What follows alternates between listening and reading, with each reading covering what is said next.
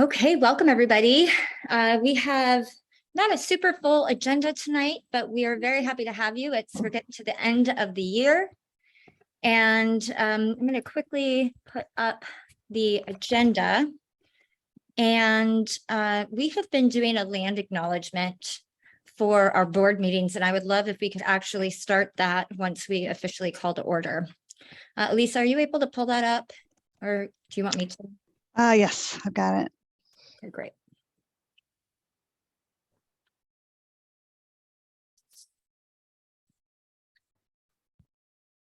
Did you want that now or do you want to wait? Yeah, why don't I'll officially call the meeting to order and we can open up with the land acknowledgement. Right. We'd like to show our respect and acknowledge the Puget Sound Coast Salish peoples, past and present, on whose land we gather today. The Suquamish tribe and Muckleshoot Indian tribe are the federally recognized Indian tribes of Greater Seattle under the treaties of Point Elliott and Medicine Creek. I'm so sorry about that. I have a really barky Yorkie. So I hope everybody could hear you okay. I couldn't get to my mute fast enough. I can hear a thing. Okay, good. All right. So our agenda for tonight, I'll really quickly share my screen just so everybody can see what we're going to go through. And you can see we don't have a ton. The budget will take the most time, but the first thing I just want to say is thank you to everyone. I know that this has been a differently hard year for many parents and families, and it has taken a lot of parents showing up at school and helping with lunches and different volunteer opportunities. And just in general, I'm really grateful. I know the school and Jackie, she's unable to be here tonight, Miss Cable, but she is extremely grateful for all the support that you've all provided.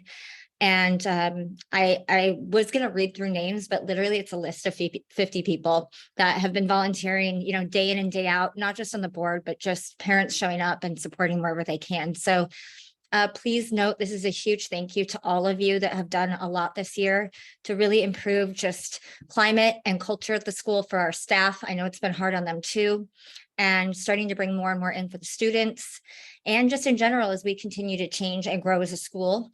And, you know, one of the things that we have worked a lot on is trying to bring more equity into the PTSA and at the school. And you'll see that reflected in our proposed budget for next year.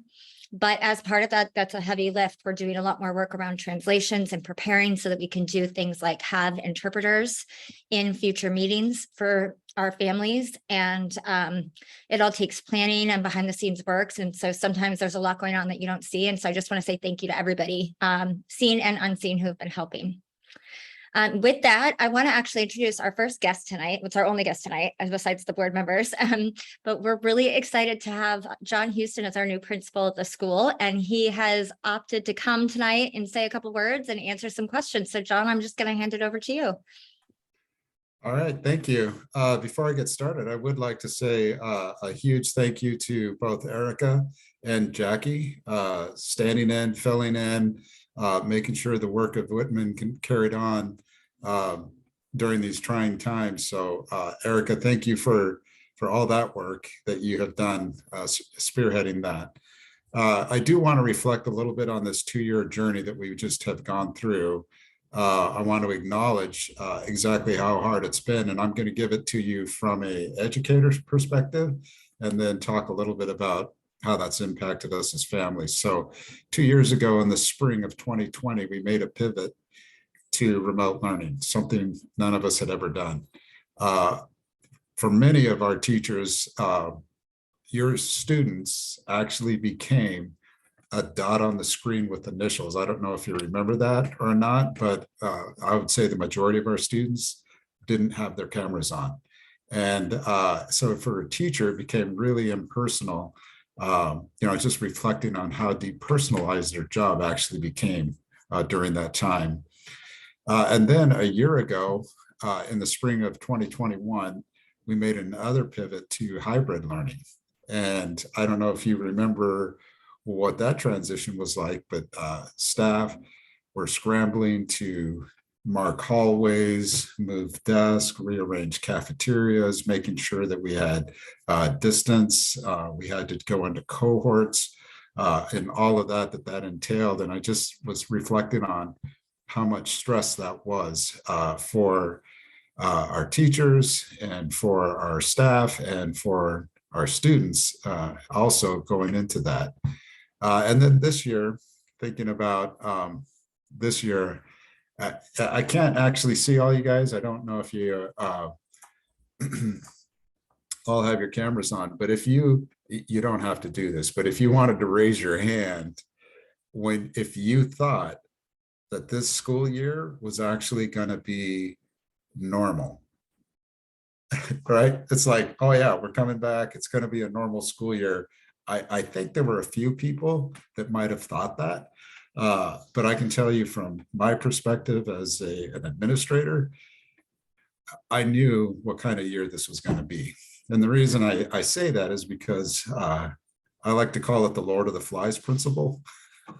It really felt like our students, had been out of school for 2 years, just about, and missed out on a whole lot of social development, missed out on so much of our continuity and our culture in our schools. And you could tell as we were, anticipating the return of our students this year, we really needed to gear up because we knew it was going to be a tidal wave of emotion. It was going to be a tidal wave of rebranding. It was going to be a tidal wave of trying to get our school, our community back to that place, that it was prior to the pandemic. So I just want to acknowledge, what this was like from an educator's perspective. And then I want to pause and say, through it all, you guys, the PTSA, parents, you stood by the school, you stood by your students, and you stood by the community, and you made this work. And so as an educator, I just want to say thank you for all the work that you did during this whole 2-year process. So I think we have a road ahead, a way forward into what I would like to call a healing-centered space. And here's some thoughts that I have that I shared with our staff last week, thinking about what that healing-centered space could look like. And the first part of that would be transparency. So for me, as an administrator, as a principal, I envision lifting the veil on process and practice, because I think it's so important to have transparency in our decision making and transparency in how we go about our business. And the best way is to do that is by letting folks into the process and letting folks into our practice so that we have a lot of eyes on what it is that we're doing, and remove some of that mystery and make it more transparent. The second thing is what I call integrity. And for us, that's like just acknowledging our humanness and maybe owning our own humanness and accepting the humanity in others, because we're going to make mistakes. We all do. And it's just being able to make those mistakes with grace and maybe even showing grace to others as we learn and grow together. And then if we're doing that, I think the third outcome is going to be ultimately the most important thing, and that is trust. And so developing that trust with one another, the community, our staff, our students. This is what I'm looking forward to, and I'm really excited about having an opportunity to explore these things at Whitman and see how that grows. So I think if we do that, we'll find ourselves elevating educators and the educator agency. We're going to elevate student voice. And it's something that I've worked on a lot at Ingram in the 8 years that I've been at Ingram as an administrator, is learning how to elevate student voice. And something I noticed tonight when I was working with Erica and Jackie is your commitment to elevating the voices in the margins. And our equity work is going to be huge. And I'm just really excited about the work you've done, the planning that you've done towards that end. And I really I'm excited about getting behind you and supporting that work as well. And then finally, I just want to thank you guys again for standing in the gap, filling in, holding this together and helping us move forward as a community, because we want to elevate your voice and make sure that you're a part of the process as we go forward. I think one of the things that will ultimately begin to define is the profile of a Whitman student. I think if we can land on what that profile of a Whitman learner is, that'll really help us to focus our work and really pull together as we move forward. So that's about it for me. I guess I could tell you a little bit about myself. I taught at Whitman about 9 years ago. I taught for 4 years at Whitman. I did 8th grade primarily. Back then we did blocks. So I had a language arts, social studies block, and I taught in portable number 18 until they actually moved me into the building. And then I actually had a classroom, which was kind of cool. And then I ended up going to Ingram. So my daughter is a Whitman alum.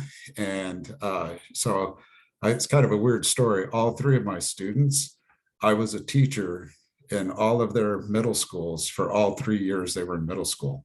So my 2 sons, I was a teacher in the middle school that they went to for the 5 years that they were in middle school.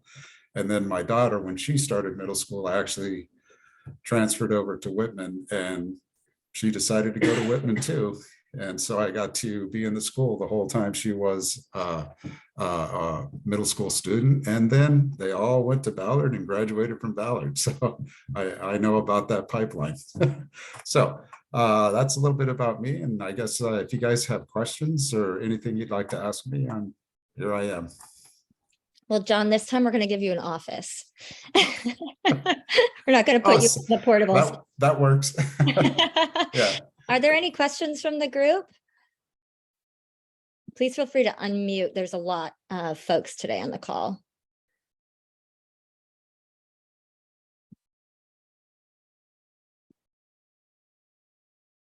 Okay. Welcome aboard.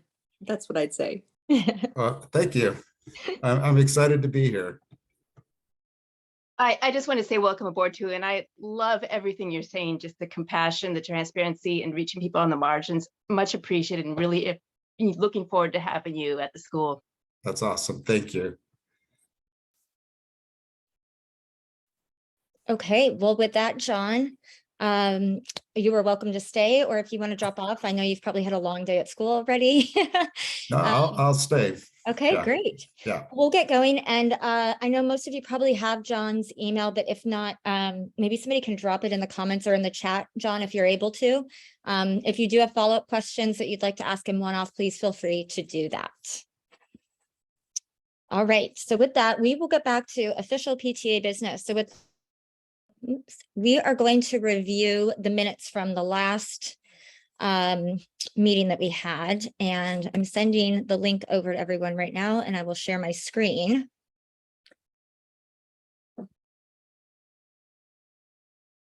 Oops.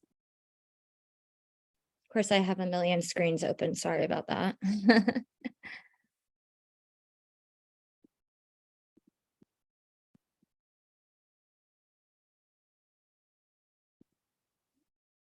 All right, these are the minutes from last time. And Elisa, if you want to take us through any of those or give some time and then call for approval, that'd be great.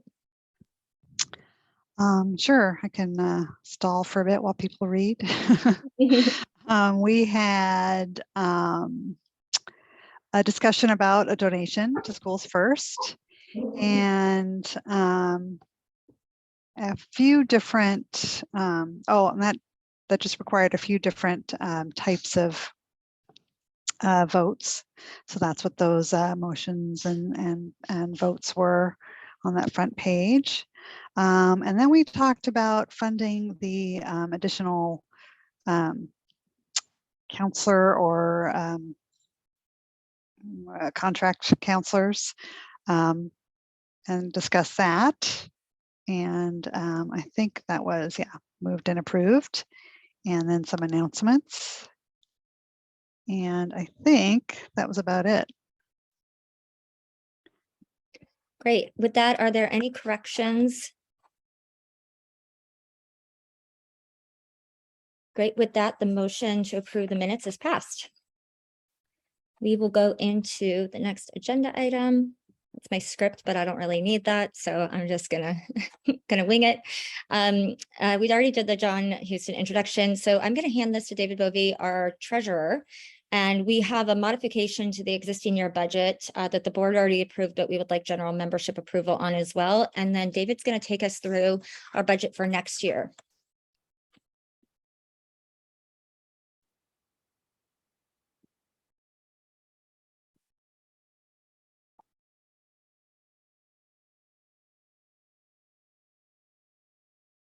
Oh, David, you're muted. Thank you, Erica. Welcome. You may recall that I was absent at the board meeting where that change that you highlighted a moment ago or touched on a moment ago was made. Would you be willing to help explain that to the membership for me? Yeah, absolutely. So we obviously reflected the change in the addition of the $6,800 for the suicidal ideation, but the budget change that we are asking for approval for tonight is we had originally allocated $500 for 8th grade promotion, and that really doesn't leave very much money. We have several hundred 8th graders, and so in fact we have about 243.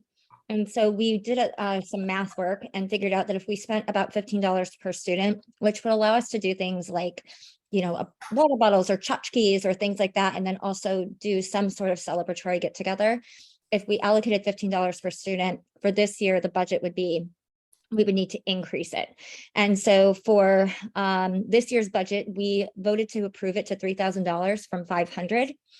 The board voted for that, but we would like membership approval. And so at this point, we're going to put a vote out. And Elisa, if you can run the poll to do a vote in favor or against. If you are supportive of the change, you will vote in favor. And if you're against, you'll vote against or no. So we will run that for a moment and then close it.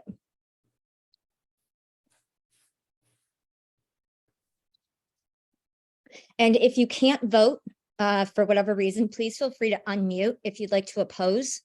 That is fine, and we can record the vote.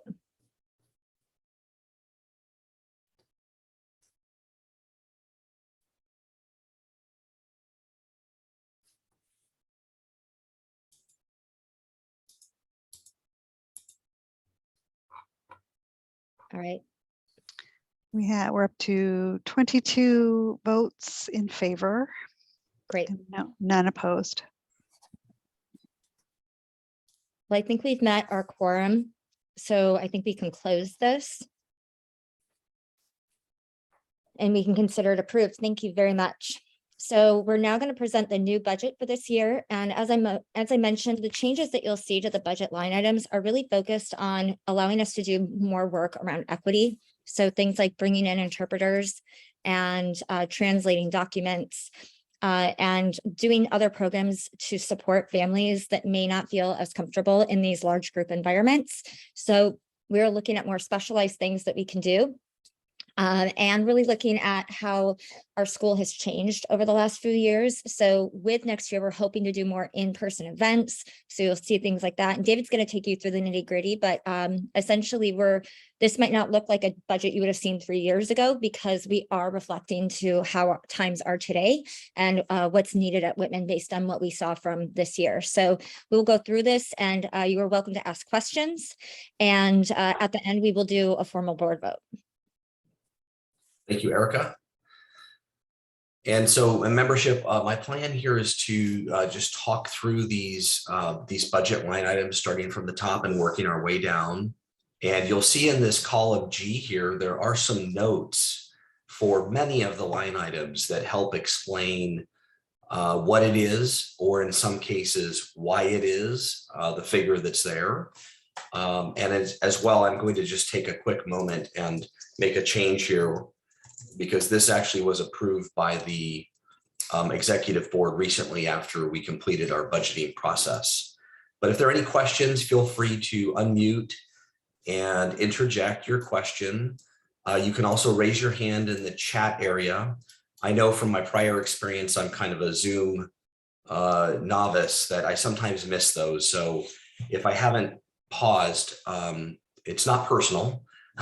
Please just speak up so I can understand that there's a question pending and we can address that. And I also hope that during the discussion tonight, we can capture a few more of the interpretive notes in column G so that this will be better understood for you moving forward through the year. And so with that in mind, I'll just begin at the top with the revenues and receipts that the PTA derives and drives during the year. And the first one is through membership itself. We have made a very conscious decision at this PTA to keep the membership fees fairly limited so that we could hopefully appeal to a broader base of general members to join. And last year, we actually had budgeted a little more than what we realized in membership dues. And so we've decreased that budget and calibrated that to meet our expectation for what we might see this year in the way of membership. And so that's set at $3,000. Many of you here may or may not be aware, but as you speak with other parents, or if you yourselves find yourselves in a moment of hardship, we do have membership scholarships available. So please reach out to one of the board members if that would be helpful for you in your family situation. We've only put $50 in here, but what we found in the past is that if there's a need, it is met. So the $50 is just a placeholder really for whatever the activity here happens to be throughout the year. And one thing I'd note on this is that this revenue that comes in essentially goes right back out because we pay dues to Washington PTA and to Seattle Council PTA. So this is one of the line items that it looks like we make a revenue, but ultimately that money gets spent right away. So we're not making a profit on this. So it's an income revenue generator, but it's not a profit generator for us. So just FYI on that. And we'll try to note that as we're going through. Thank you. Excellent point. And I've tried to capture that here as well. Wonderful. Thanks for mentioning that. So the next program is the Performing Arts at Whitman program. These are typically plays and tickets are sold. They're relatively nominally priced. I think that children are somewhere in the range of $7 typically and about $15 for adults. And then we actually have a budget line item for $1,200, which we'll talk about shortly, for the Performing Arts. So the PTA is subsidizing the Performing Arts at Whitman program. And then moving on to what we're calling the annual giving campaign, AGC. This is our singular request out to our members.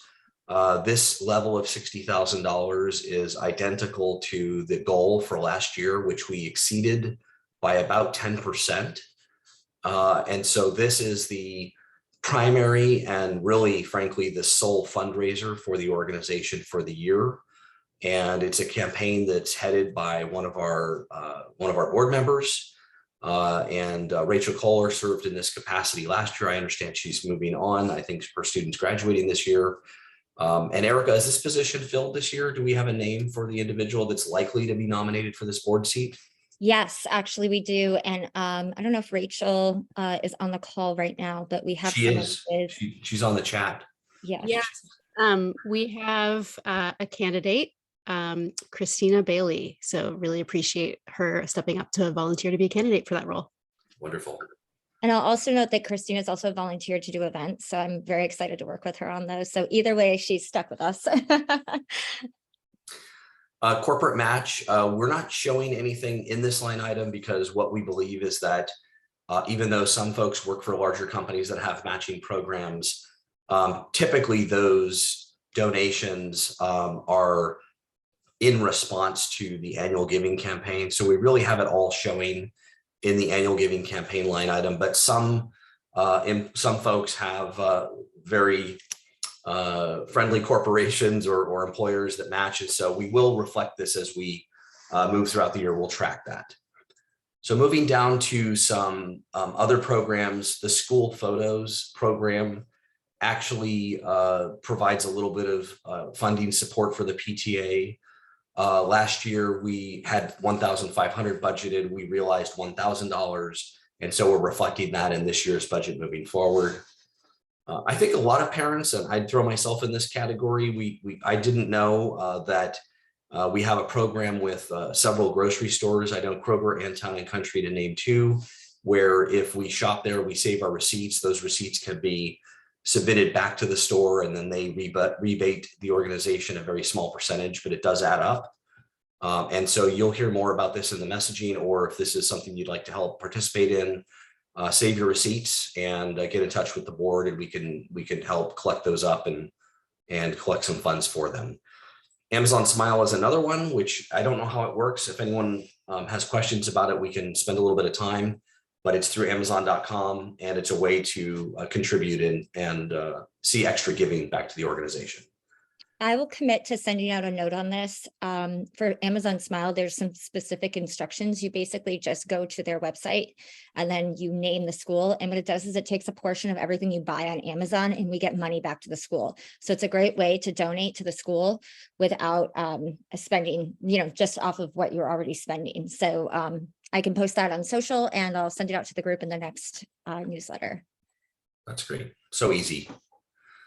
And Windermere Foundation is a charitable organization, and we've been receiving, fortunately, about $2,000 a year from them for quite some time. I'm going to put that $2,000 in here because it was received last year, but I'm sorry it wasn't updated in this column before our meeting tonight.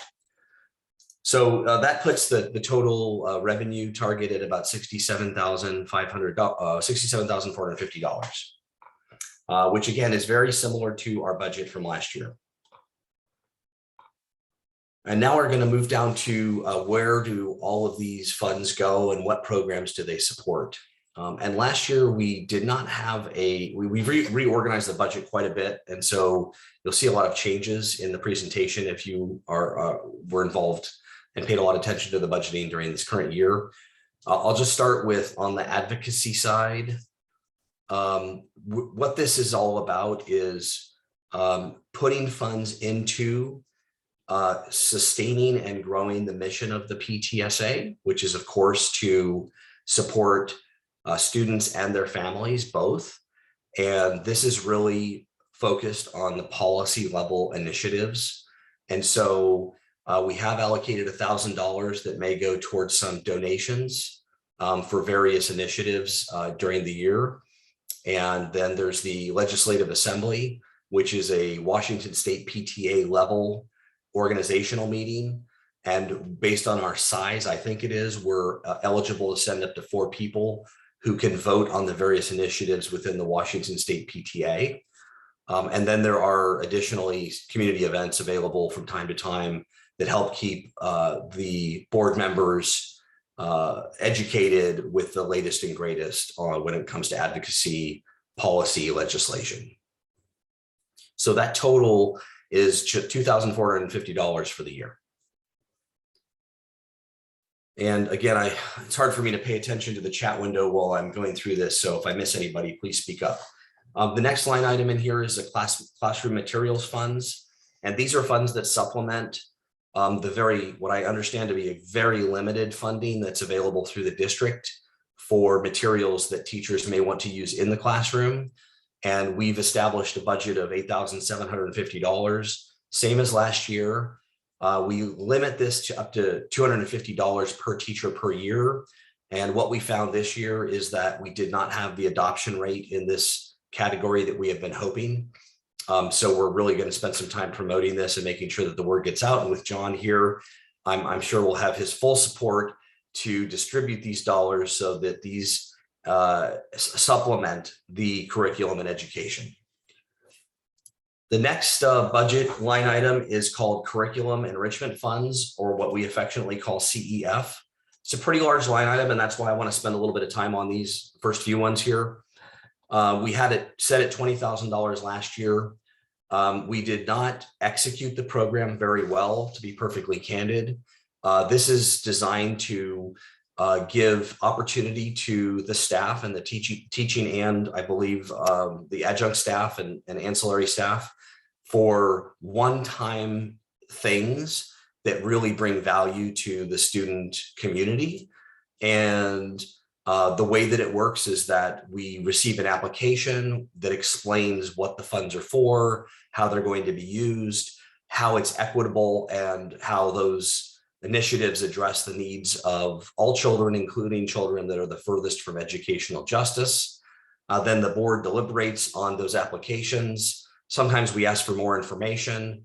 It's pretty rare that we decline applications. It's more often the case that we're just trying to balance making sure that they're thinking through the whole thing and that the funds are spread out as best we can to drive the most impact. So we want to see this fully subscribed this year as well. And if some of my board members could jump in and help here with examples of some of the things that were funded out of this category this year. I know we had some athletic gear, just to name one thing. John, did you have an example or a question? Nope. Okay. Nope, I just sent up a heart emoji. That's Love really those. awesome. Really got my attention. Thank you. So Erica or Elisa, do you recall some of the other CEF grants that we funded this year? I'm trying to think off the top of my head. I know it's hard to do on the top. I know we did some stuff with Melanie Gunn in the music program she wanted to bring in more diverse music.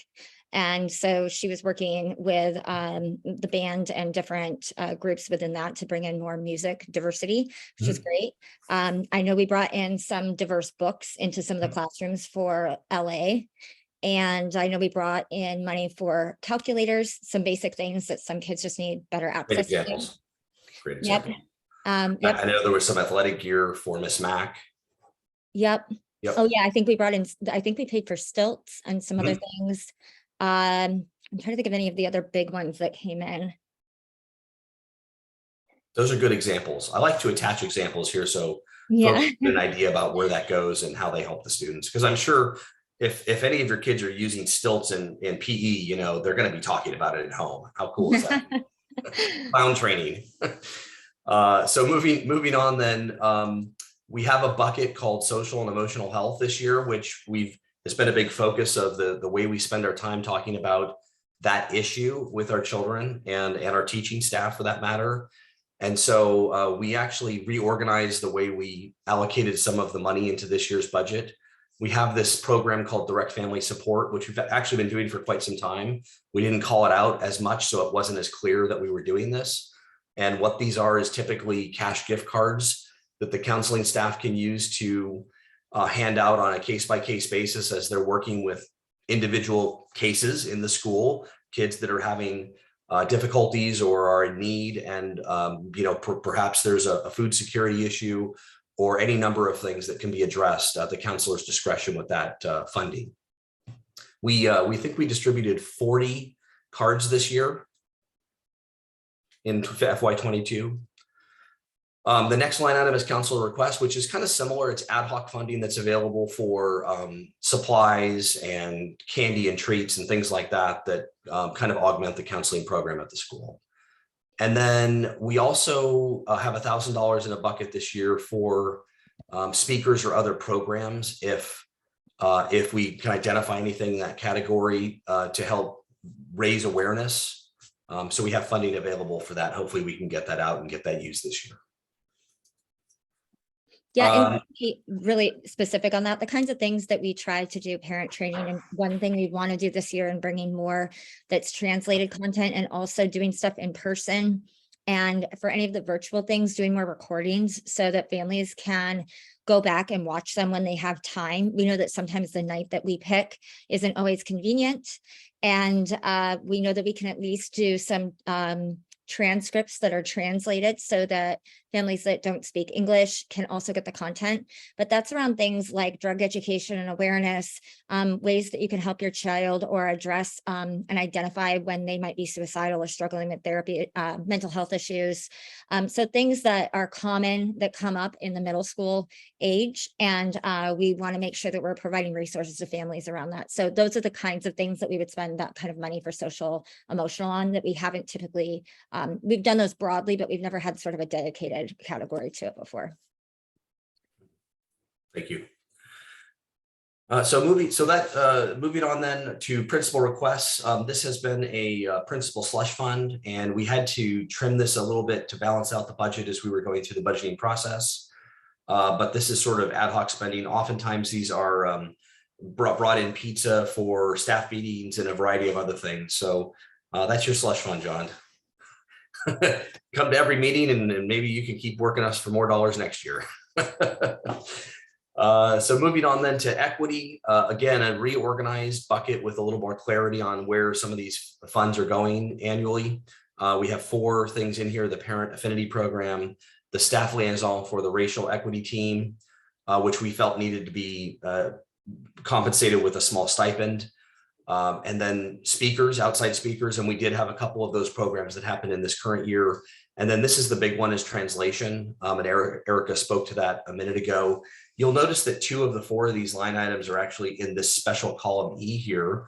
The PTA is currently enjoying a fairly healthy surplus of funds that have rolled in from prior years, not by plan, just by coincidence, mostly due to COVID and the fact that so many of the regular PTA programs were suspended during that, what became a 2-year period of time.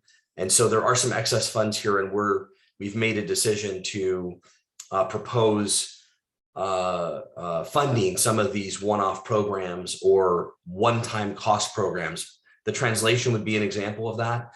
There's a healthy cost to getting the translation done the first time, but there's a lot of reuse of the translated material once we go through that process. We felt like that was an excellent candidate for reserve funds because those should not all be recurring in future years. So the total in this category then is $2,500 on the regular budget and $8,400 out of reserves allocated to these programs. David, Yes. we have a question about the $6,500 from the principals fund. Good question. Just noting that it's a dramatic drop from this year to next with a new principal coming on board. And did the $6,500 all get used? No, it did not. Yeah, Wow. and building on that, a lot of what the principal spends actually makes sense to go towards some of these other budgets. It's typically for support going into the council. It's like counselor related work, or doing things that are supporting families in need, or it's things that are going against sort of student engagement. And so what we decided to do was distribute that money essentially across those other buckets. So the principal can still make requests across all these different funds essentially, but it's not just like one big slush pot, I guess. So it really probably won't change how much money the principal can request. It's just really from what bucket it's coming out of, if that makes sense. Right. Very good points. And it was the total that flowed through that bucket year to date was about 4,200. But we had set out a larger budget. And as Erica said, we've moved some of these funds around and called out specific line items so that we have more clarity and transparency on the funding rather than a larger slush fund that's going all over the place, but we're not really seeing it. We can't talk to it. We can't really explain it.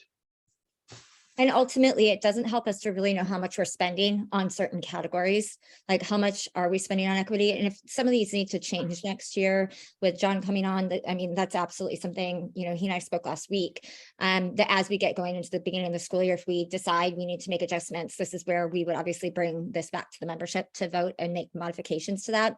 But it helps us to see if counseling, we're really spending 8,000 instead of 6,000 because of the stuff that is coming out of the principal's budget, if that makes sense. Yeah, and good point that during the year, we make changes from time to time as we realize that the needs are different than what we anticipated, frankly, before the school year even began. Here we are having this discussion nearly at the end of the current year about next year. So by the time next year arrives, there may be different priorities, and we will make changes and course corrections midstream. And thankfully, you all will be involved in that because we bring those back to the general membership. So moving on then, because I know there's a lot to get through here, and I'm sure this is not terribly interesting. We do have $7,000 allocated for library this year, down just a little bit from last year. We have a history in the PTA of providing very, very nice funding for the library to keep their collections up to date. And the librarians do a great job of making sure that they have multiple copies of current titles there so that all the children can get access to those books and literature and so forth. The tutoring program is same as the current year. And we have a program with the school where a tutor is on board, and then we basically reimburse the school for those expenses. So we're funding it. It's a position and a function that would not be available for the students without our support. So in total, then this category of ongoing academics and curriculum support is $12,000, almost substantially similar to last year. Now moving on to awards and recognition. We have the Golden Acorn Award. That budget is $500, and then teacher and staff appreciation. And this is another one of those categories where it's been really underfunded in the past. And so we've bumped that up to $2,440. And an example of that additional $1,000 of funding here is that's really $1,000 that was previously flowing through the principal's request bucket, but now is more delineated as to what it's actually going to. And so those dollars sit here. That total then for that grouping is $2,940. We are the charter holder for a local Boy Scout troop number 123. By the way, that Boy Scouts is no longer just boys, it's boys and girls both. There are many, many different troops in the area, but we are the charter holder for troop number 123 and have been for decades, since the 50s, I think, or 60s at least. We thought there was a cost associated with an annual renewal. There isn't. I'm currently the liaison for the troop, and so really that's more of an administrative role. There are some occasional documents that need to be signed and whatnot, but the troop used to meet at the school pre-COVID. So that's something that when the district policy allows, we would love to open up the school facilities again for the Boy Scouts to be able to meet. They've been, like everyone else, like in education, getting by with other scenarios, but it'd be wonderful to be able to reuse those facilities for these types of civic programs. Athletic support, background checks for coaches. We have to do these background checks before folks can get with the kids. And so this bucket funds those things. And they're about $30 or $40 each. So this is something like 8 or 9 different applicants throughout the year. $250 for gear. Oh, one thing quick, just to note on the athletic support for background checks, it's really ideally for people that can't afford it. We don't want to limit access to people coaching because they can't afford the background check.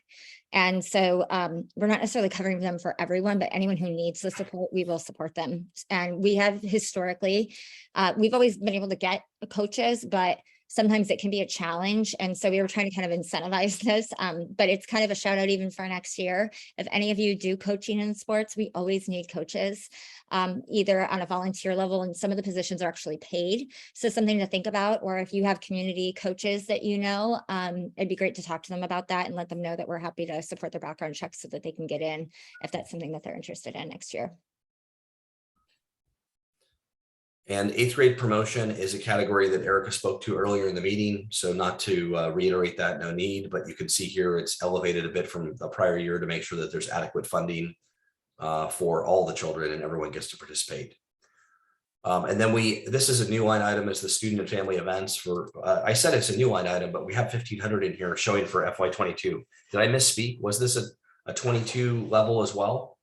It is the same as last year. Last year it was called student encouragement events. That's and right. So we just tried to make this a little bit clearer on what it would really support. But Right. Like this year, we expect we'll probably do in-person events again, things like, 6th grade welcome night. I don't quote me on that because I don't know for sure that the administration is going to do it, but things like that, or back to school night, stuff where multicultural potlucks. We used to support a lot more events, both for students, including dances. Sometimes we help supplement the ASB. So this is just to make sure that we have funding to help support with things like food or speakers or, giveaways and things like that. Thank you. Okay, and reflections, again, $150 here. And then performing arts Whitman, which I spoke to earlier when we were looking at the revenue side of this. So there's an $800 subsidy in here.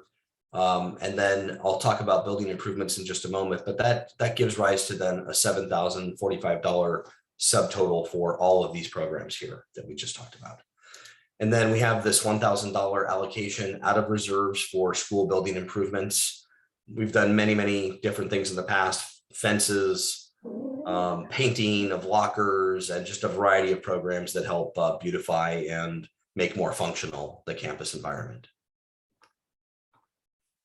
So moving on down, and Erica, thank you very much for jumping in earlier when I was talking about the revenue side of this. This is really not a so-called profit center or a source of usable dollars. We spend just about 95% of what comes in, or perhaps even 98%. But so we're trying to keep the dues lower so that more families and parents can participate in teachers. And so this is the counter side, or the other side of that coin. This $200 down here for communications is for meeting expenses. That's really just a little F&B for in-person meetings for the PTA, which we did not do at all in the current 22 year. Hopefully we'll be able to get back face-to-face in the coming year. This $750 is for a thing called convention, which is again a WS, Washington State PTA initiative or program or event. And we can send some nominees, correct? Who can cast votes on behalf of the organization. Yes, there's 4 that we can send, and it's typically voting on things more like processes and bylaws, et cetera. Perfect. So that's a kind of an ordinary expenses of $60,685. And then just in this section down here, we have a whole bunch of administrative and general costs. When we raise funds through the annual giving campaign and donors use a credit card, we have to pay credit card fees just like any business does. And so that $2,000 reflects our estimate of where we think that'll be this year. We had, I think, a higher budget, a $4,000 budget last year. And I'll make some corrections in here before I publish this for final use, but it was too much. We didn't use that much. And so we're calibrating this to what we think will be adequate funding for the current year. We don't actually pay any bank fees, so we rolled this to 0. Postage and delivery, we kept some amount of budget in here in case we can get back to doing any kind of a mailing to promote events or supplement communications. But we really haven't been using these because everything's gone electronic in the COVID era. Same for office supplies. We occasionally use envelopes to bundle up checks and things like that, but these are really minimal. We do have a annual Washington State license renewal that we do. We have $50 in this category there. We have insurance, which is protecting the officers and directors on the board. And it's about $300 a year, and it hasn't changed recently. So pretty stable. We use a lot of enabling technology. Zoom would be an example. Constant Contact, QuickBooks for the accounting. And so the aggregate of all of those technology enablement tools, which are mostly all subscription based, about $2,200 a year. And then we have a contingency bucket of $2,015. And the reason why it's 15 here is that we just rounded this in order to be able to balance the budget in its final form. But so let's just say about $2,000. And this is a little bit of funding that's available for the board to move around and pinch hit as needs arise. And what I found being on the board this year, is my first year on the PTA board, is that needs come up. And if we don't have the ability to act, we don't necessarily effectively meet the need that the student population or the teachers or the parents, whatever issues cropped up.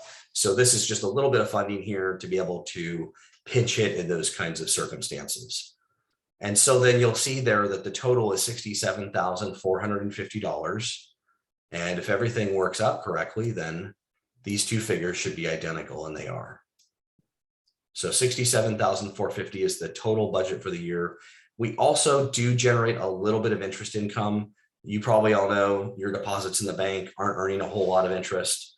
Neither are the deposits held by the PTA, but we did put in a $50 allocation here for interest this year. We actually pay income tax on this. We don't pay income tax on the other receipts to the organization. So just as an FYI, that does happen. And with that, I'll pause. Really finished with the core of the presentation. Would certainly love to entertain any Q&A from the membership, or if there's any specific topic or line item to dive into or look at prior year like we did a moment ago, we can do that as well.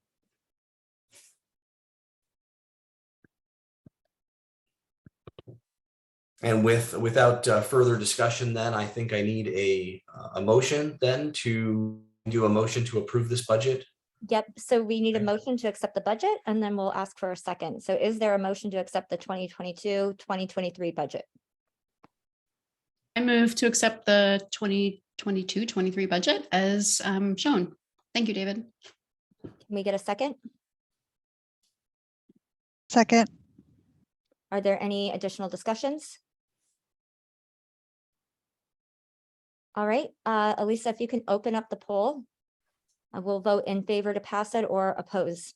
And again, if you'd like to oppose and you can't vote, please feel free to speak up or put it in the comments.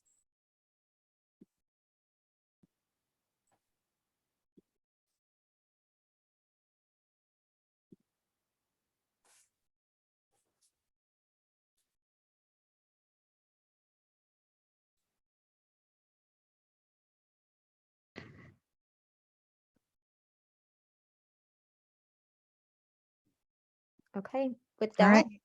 Yeah, looks like we have 22 in favor and none opposed. great. The motion passes. The 2022-2023 Whitman Middle School PTSA budget is approved. Thank you, everyone. Thank you, David. Great. Thank And was you. that, excuse me, was that Rachel who Yes. floated the motion? Yes. All right, thank you.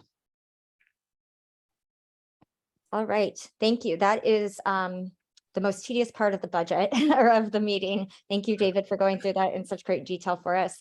We're going to round out the night with a couple of announcements. The first thing I just want to note is I know many of you weighed in on the security issues at the school earlier in the year, and I just wanted to quickly give you a brief update on what I do know. So in addition to the changes that the school district announced when we had our last meeting, they have been installing the audio video visual buzzers for buzzed access. They are not complete yet, but I am told that they should be complete by the start of school.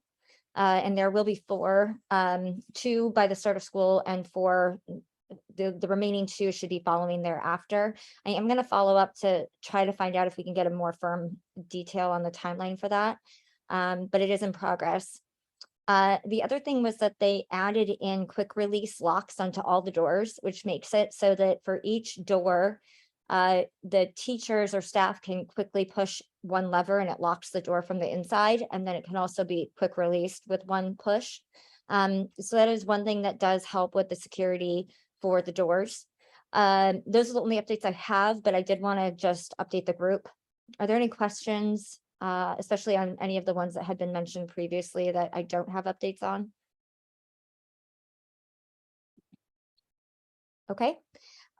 We have been working on getting more bike racks for the school pretty much for the last 4 months. And I had some really lovely volunteers, but it's been so much with the district that it's just been easier to manage it directly.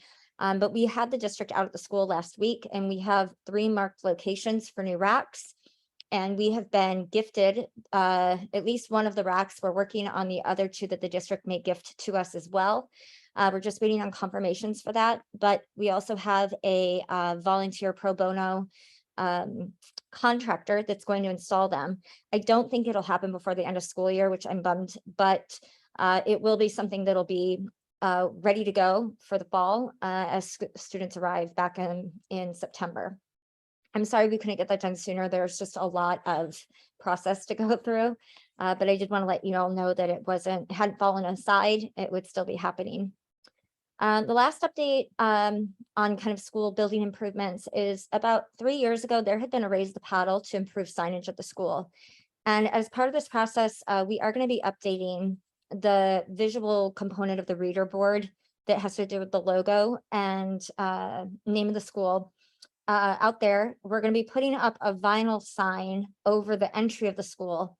And that is temporary, given that I'm sure many of you have heard that we are in the process of looking at changing the name of Whitman. And we opted to save the money from installing a more permanent sign that would have costed us around $3,300 for something like a vinyl sign that will cost us closer to $600, expecting that this name change will likely happen in the next year or so. And then we are going to be taking down one of the signs that's at the very front of the school. That's a stone sign that's kind of outdated because it still says Marcus Whitman on it, but there weren't a lot of options for renovating that and making it look new. So that will be taken down, and in place of it will be one of the bike racks. So it's giving us usable space at the school. For many of you that might not have heard, we did a presentation last week from a partner named One Love, and it's all about healthy relationships, both for students who are dating, but it also even starts just in friendship, and talking a lot about language for consent, how to talk to kids when they're maybe in an unhealthy relationship, or how they can talk to friends. We are going to be posting a recording of that, so I just wanted to let you know that that would be available in the next week or so. And then the last update that I have before I hand off to a couple of folks on the call is that we have been, there's a Whitman renaming committee, as I mentioned, and we have been moving forward efforts to start the process. And so the very first step is actually getting approval from the district to rename the school. The impetus for this is that we recognize that Marcus Whitman carries some historical baggage, and there was some, obviously I want to be careful in my language here, but essentially he had come in and tried to convert many of the Cayuse, and ultimately he inadvertently brought smallpox, and it wiped out a tribal nation. And there was sort of fighting as well, and there was a massacre. And so a lot of the students learn about this in history, and I know that our new principal could probably speak to it best, but many of our students, when they learn about this, wonder, well, why is our school named after him? And, you know, that has come up to us. This has actually been in the works for several years and got slowed down because of COVID.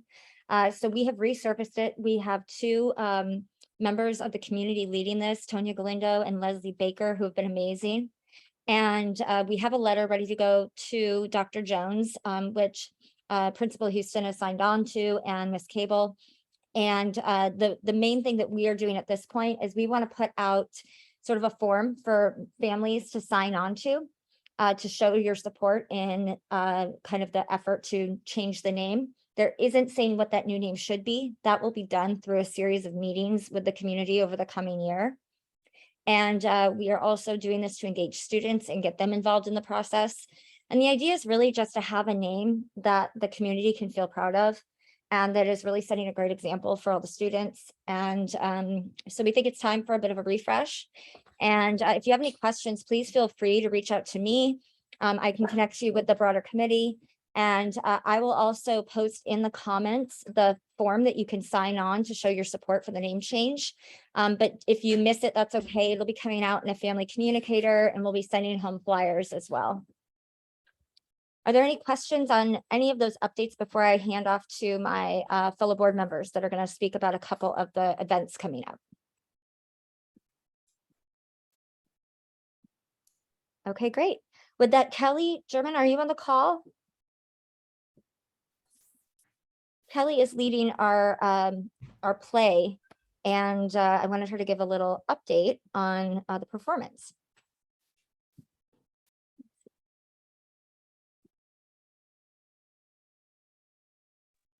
Okay, she might have had to drop, but I'm happy to cover that really quickly. So she's been doing an amazing work. There's about 40 to 50 students involved behind the scenes and in front of the scenes. And so the play is going to be on June 9th. The group is called PAW, or Performing Arts at Whitman, and it'll be 5:30 to 6:30 p.m. And we'll be doing ticket sales. We're doing $10 for adults, $5 for kids. Whitman students are free. And if you have a family, you can do a family rate of $20 and get the whole family in. So that'll be coming out this weekend in the newsletter and also through Family Communicator. And I just want to thank you all. I know many of you have been working to let your kids stay and rehearse and make sure they're getting their homework done so they can do this during advisory. But it seems like it's been awesome to have kids getting to do extracurriculars again beyond sports for those of them who aren't into sports. And also a huge thanks to Kelly. This is a huge undertaking. And I know she's had volunteers from many of the parents to help pull these off. So thank you for that. Any questions on the play? Okay, the next one is Mariners Night. Christina, are you on the line still? Hi, I'm here. Can you just give us a quick update on when the ticket sales the deadline is and when the event is? Yeah, so Whitman Knight and Mariners is back this year. We've scheduled it for June 11th. It's against the Red Sox. It's a night game or an evening game. Right now, tickets are $18, taxes and fees all included. We're hoping to sell 100 tickets. So far, we're about 35-ish. We have till Thursday evening to collect all the money and everything. If we want to make another big push over the weekend, like newsletter and stuff, I can talk to Mackenzie. She said that we can possibly push it off until next week to pay. So that's always a possibility. I'm just really excited to get my foot in the door at Whitman and the PTSA, and excited to do more next year. Thank you. And one thing to note is I think these are like pretty good seats that they are doing it like a discount for us, right? Yeah, so we're down on the main level, so we're closer to the field, not up in the nosebleeds, whatnot. And so, yeah, it is a pretty good deal. I was looking at some of the other tickets, even in our section that we haven't reserved, and they're like 50 or 60 bucks. So we're getting a pretty good deal, I think. That's great. Yeah, and this is another one where we aren't marking these up. We're doing them at cost. And if you need a sponsorship for a student or family members so that they can go with, please reach out to Christina. Her email is on the communications, and we're happy to sponsor. We want to make sure that all families who want to go can go. Definitely. All right. And I'm catching up on comments here. So I will reach out to you, Jess, about the bike racks. That is awesome. And Kelly also noted that the play is a short comedy and it's called The Quiz That Almost Killed Me. And she does need more volunteers. So if you're interested in helping Kelly either help with rehearsals, or I know she's also going to need some support selling tickets the night of, please reach out to her or to me and I can connect you. That would be great. And Rachel just dropped the link for the Mariners ticket in the chat, and we can make sure it's also in the newsletter in case you guys need. And I think that it went out in the family communicator as well. The last one is for 8th grade promotion. I know we've got a group of folks on the call. Is there someone on who can cover that? Yeah, this is Catherine. Just really quickly. So we're going to be having a short celebration for our 8th graders on Thursday, the 16th. So that's the day before the last day of school. It's going to be right after school on the baseball field, right next to that parking lot south of the school. So everyone will just kind of walk out there. The band is going to be playing the drum line, and we'll have some stations there where the 8th graders can take a picture with a certificate and get some swag and take some photos. And then we're going to have a little reception on the blacktop back where they eat lunch outside. We'll have some light refreshments and some music until about 6.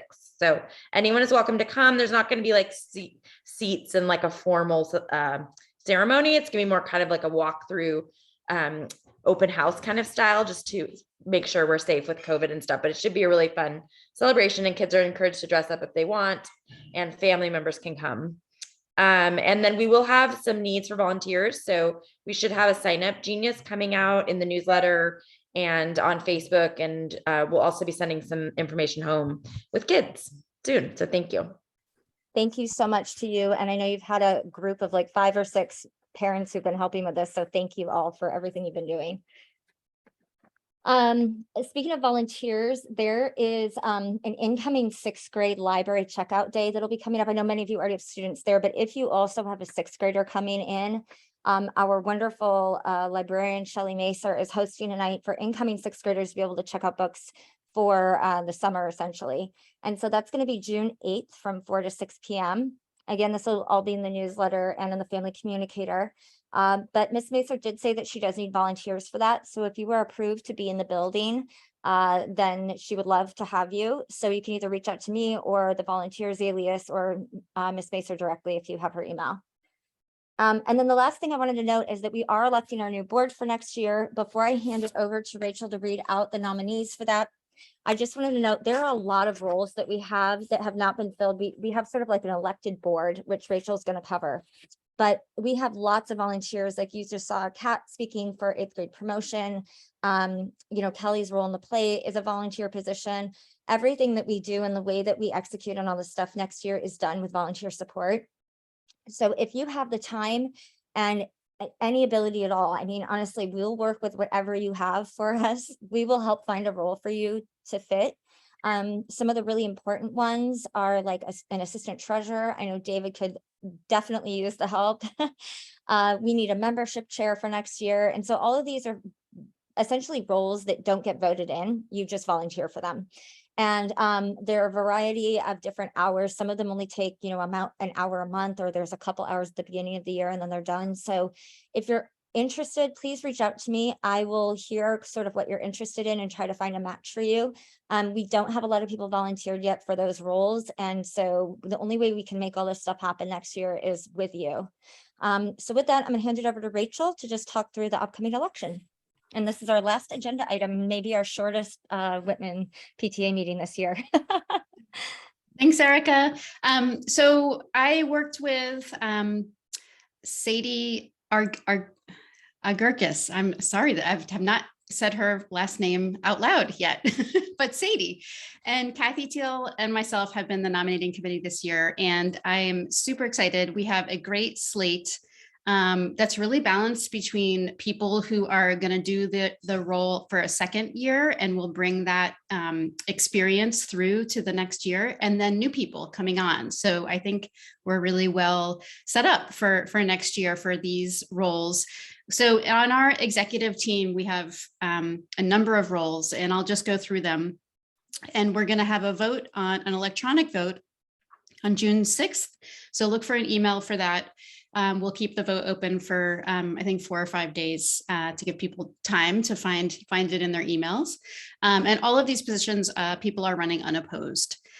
So for president, Erica will be, she is our candidate for next year again. Thank you, Erica, for all your great work, and look forward to your role as president next year. VP Communications, Jan Johnson.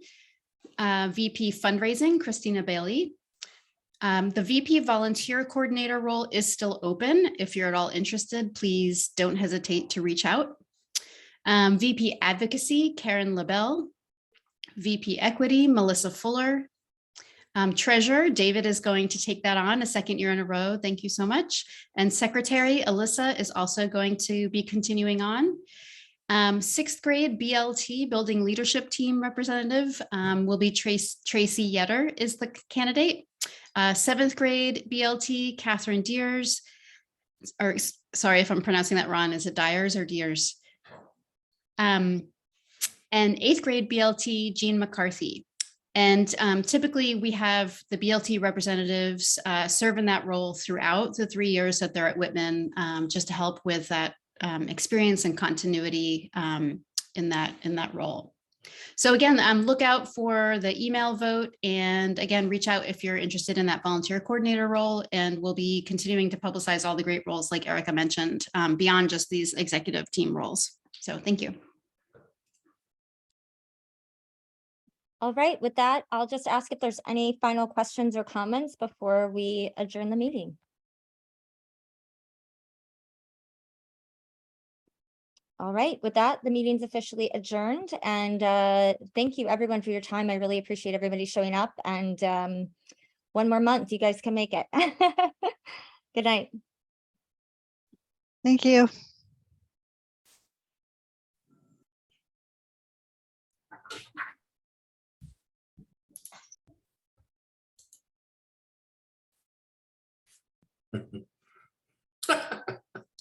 Thanks, John. All right, thank you, Lisa. Good night.